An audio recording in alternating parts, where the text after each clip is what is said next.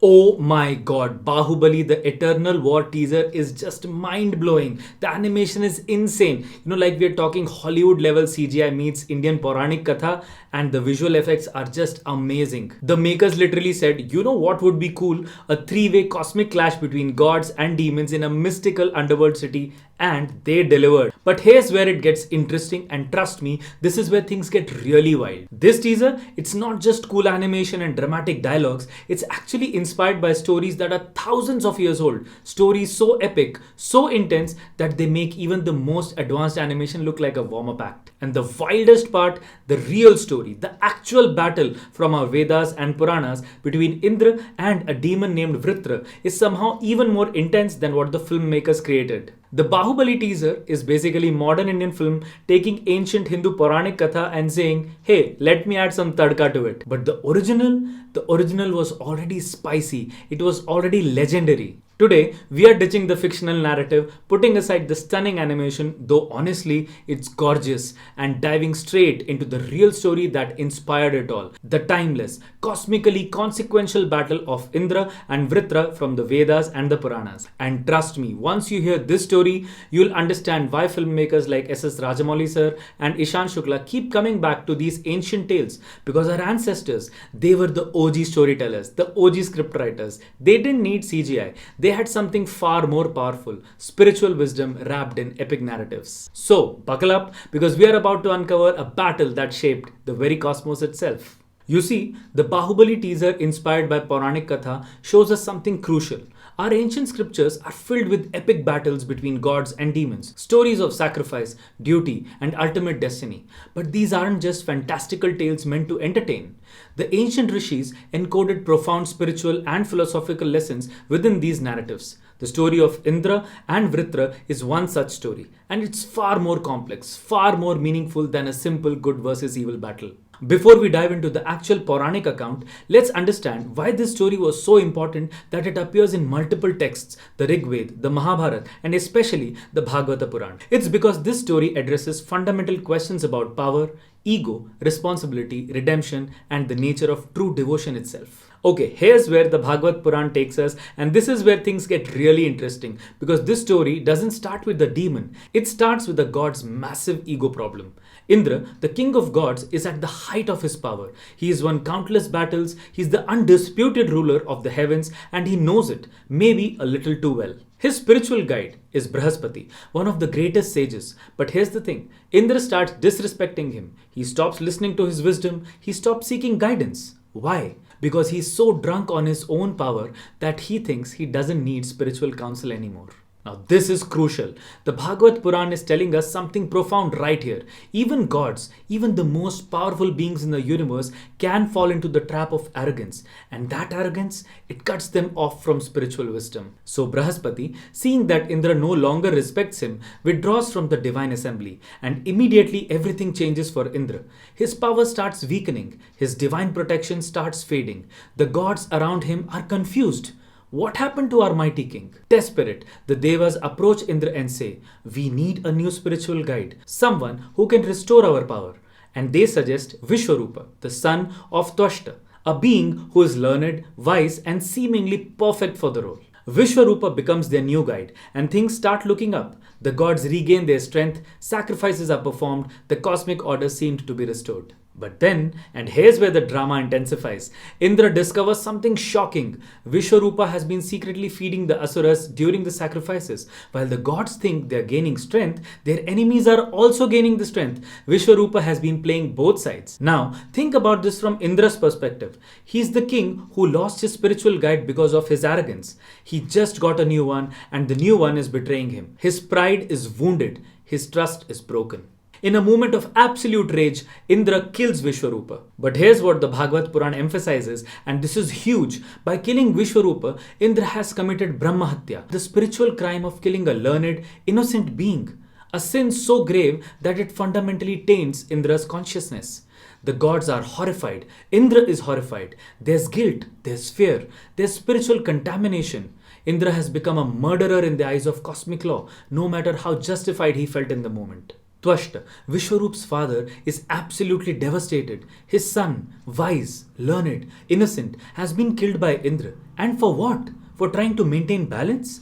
Twashta decides he will have revenge, but not through a normal attack. He is going to use the most powerful spiritual tool available to him, the yajna, the sacred sacrifice. Twashta performs the yajna with one specific intention burning in his heart, to create someone powerful enough to defeat Indra. He chants mantras, he pours his devotion into the fire, he channels all his grief and anger into this ritual. But here's where something extraordinary happens, and the Bhagavata Purana really emphasizes this. Twashta makes a mistake with the mantra. He mispronounces it, and because of that error, something unexpected occurs. Instead of creating a demon who will kill Indra, the mispronounced mantra creates a demon who will himself be killed by Indra. Vritra is born. And let me tell you, Vritra is massive. The descriptions in the Purans paint him as so enormous that when he opens his mouth, he can swallow entire armies. His body is like a mountain, coiled and impenetrable. The moment he appears, the entire universe trembles. But here's the thing that makes the Bhagavad Puran's version so deep. Vritra isn't just a mindless demon. He's conscious. He's aware that he was born to die at Indra's hands. And yet, he accepts his role in this cosmic drama. Vritra grows so powerful that he starts swallowing the gods' weapons. Indra's thunderbolts? Swallowed. The divine missiles? Swallowed. The gods' magical powers? Vritra consumes them all, becoming increasingly invincible. The Devas are in absolute panic. How do you fight an enemy like Vritra? How do you defeat a demon that seems to have no weakness? Indra himself is terrified. Yes, the king of God is genuinely afraid. In their desperation, the gods have nowhere left to turn. They pray, they cry out to the universe itself, and their prayers reach Lord Vishnu, the Supreme Lord, the maintainer of all existence. Lord Vishnu hears the gods' pleas and he instructs them. There's a great sage named Dadhichi. He's a master of yoga, a being of pure spiritual power. Approach him, ask for his help. So the gods go to Dadhichi and explain their situation. They say, we need your bones, your spiritual essence. We need it to forge a weapon that can defeat Vritra. Now, normally someone would say, are you crazy? My bones? That's essentially asking me to die. But Dadhichi, this is where we see true spirituality, doesn't hesitate even for a moment. He says yes. And then the Bhagavad Purana describes something absolutely beautiful. Dadhichi doesn't die like a normal person. He doesn't suffer. He doesn't struggle. Instead, through his mastery of yoga, through his complete spiritual control, he consciously withdraws his life force. He surrenders his body in a state of transcendental meditation, merging his consciousness with the Brahman, the ultimate reality. Think about what this means. This isn't death through violence or illness. This is conscious surrender. This is a being saying, I willingly offer myself, not out of fear or compulsion, but out of service to the greater good. His bones are given to Vishwakarma, the divine architect and craftsman of the gods, who forges them into the Vajrayudha, the ultimate thunderbolt. This isn't just a weapon. It's a weapon created from sacrifice, from yoga, from spiritual power itself. It's essentially consecrated with divine energy. But Indra doesn't just get a weapon. Vishnu also teaches him the Narayana Kavacha, a spiritual armor, a protective mantra of supreme power. It's not just physical protection, it's spiritual fortification, it's wisdom encoded into sound. So now Indra is equipped not just with a weapon but with spiritual understanding. He's been educated. He's been given the tools not just to win but to win rightly. But here's the profound part. Indra goes to face Vritra, but he is not going as a proud king anymore. He is going as a warrior who understands the deeper stakes. He understands that his victory must be earned through right action, through wisdom, through the support of truth itself. And the cosmic battle begins. Here's where the Bhagavata Purana absolutely blows your mind. Because this isn't just a battle between a god and a demon. This is a teaching session disguised as a warfare. When Indra confronts Vritra, something extraordinary happens. Vritra, despite being born a demon, despite being created as an enemy of the gods, reveals himself to be an enlightened devotee of Lord Vishnu. Vritra speaks to Indra and teaches him profound spiritual truths. He explains that he rejects all worldly desires, the desire for power, for dominion, for victory. He says essentially, I have only one desire, devotion to the Lord. That is everything to me. That is all I need. And then, and this is critical, Vritra essentially offers himself to Indra as a sacrifice. He's not fighting desperately to survive. He's not trying to defeat Indra by being cunning. He's saying, I accept my role in the cosmic drama. I accept my death as a path to liberation. This is the ultimate twist. Vritra, the so-called demon, is actually demonstrating the highest form of spirituality, unconditional surrender, complete non-attachment, and absolute devotion. He tells Indra, strike me now. This is my path to liberation. Through your weapon, through your act, I will merge with the Supreme. After Indra beheads Vritra, his soul doesn't go to some hellish realm as you might expect for a demon. Instead, his consciousness merges directly with Vaikuntha, the abode of Lord Vishnu. Vritra attains liberation, moksha, the ultimate spiritual realization. So here's the question that should blow your mind. Who really won this battle? Did Indra defeat Vritra? Or did Vritra achieve his ultimate goal, union with the divine through accepting his death? After Vritra's death, after the battle is won, Indra is not celebrating in triumph. He is not throwing a victory party in the heavens. Instead, he is overwhelmed with guilt. Why?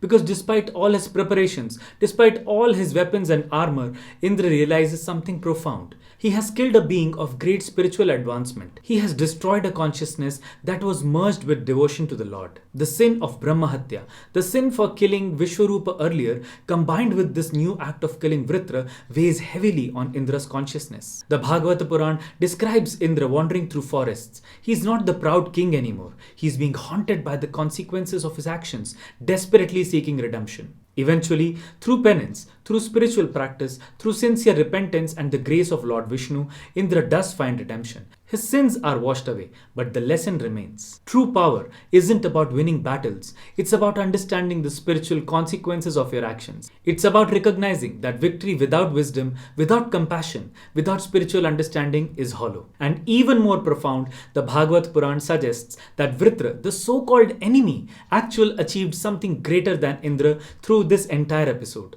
Vritra attained liberation. Vritra achieved union with the divine, while Indra had to spend years wandering in penance and guilt. Now let's bring this back to our world, because the Bhagavad Purana isn't telling us an ancient story for entertainment, it's teaching us about ourselves. The story of Indra and Vritra is really about several things happening simultaneously. First, it's about the dangers of pride and arrogance. Indra loses his spiritual guide the moment he thinks he's above needing guidance. Second, it's about the consequences of rage-driven actions. Indra's decision to kill Vishwarupa wasn't made from wisdom, it was made from anger, from wounded pride. Third, and this is the deep one, it's about recognizing that our enemies might not be what they seem. Vritra, presented as a demon, turned out to be an enlightened being. How many times in our lives do we misjudge people? Fourth, it's about the power of sacrifice and devotion. Dadhichi's willing self-surrender. Vritra's acceptance of his role. These show us that true power comes from spiritual understanding, not from weapons or force. And finally, it's about accountability. Even gods face consequences for their actions.